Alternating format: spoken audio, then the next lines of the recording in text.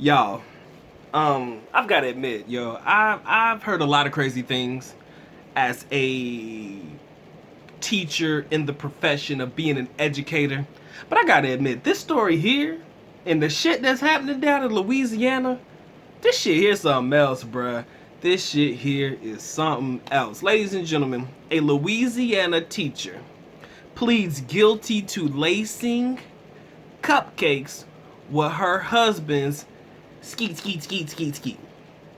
and feeding it to the children, y'all. She pled guilty to that shit. She laced children's cupcakes with her husband's skeet, bruh. What in the what did I miss, y'all? Please tell me, y'all. Tell me what I missed. Amongst that particular horrific crime, there were also some other crimes against children that were committed as well. Now, I ain't gonna go into that part. Her husband, who was a member of the deputy SWAT team or the officer SWAT team down in Louisiana, he was actually he's actually facing charges himself. But y'all, man, I can't make this stuff up, bro. I've heard some things in the school system. I've heard a lot of outlandish and crazy stuff. But I gotta admit, y'all, as a teacher in this particular profession, this here's something else, y'all. This one takes the cake for me, figuratively and literally. Or should I say it takes the cupcake for me. I can't believe they would do that to them kids, though, bro. That's tough. That hurts my feelings, y'all. That truly does. The article is listed in the link in the description area below if you guys want to read into it, but god dang, man. You can't make this up. And I would say only in Louisiana, but I'm pretty sure this shit happens in other states too. And there's probably far more worse things that have happened.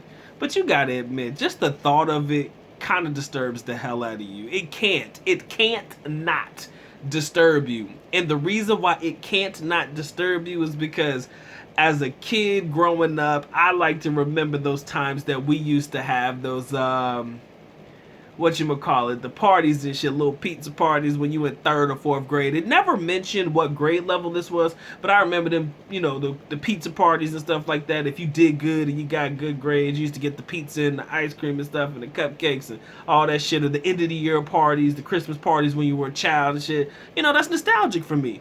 Good times. Fat kid growing up, man, good times. That's what I be thinking about. And I'm like, yo, them kids didn't know no better. Them kids didn't know no better. But I also do have to say something here because this is interesting. In the times of COVID and all of that shit and the pandemic, however you want to slice it, you guys know, or at least the way that it operates here in my particular county and city, you can't really serve any kids anything homemade, right? I'm assuming those cupcakes were homemade. Not unless she went to the Walmart and then had her husband, do his business on the cupcake. I'm assuming they were homemade. I think. Maybe not. Doesn't mention it.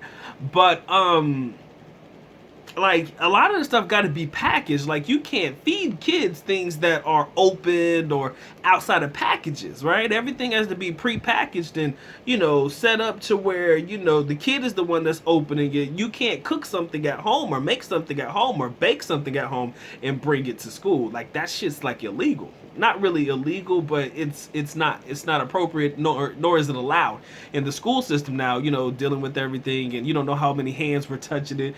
You don't know how much Skeet was touching it.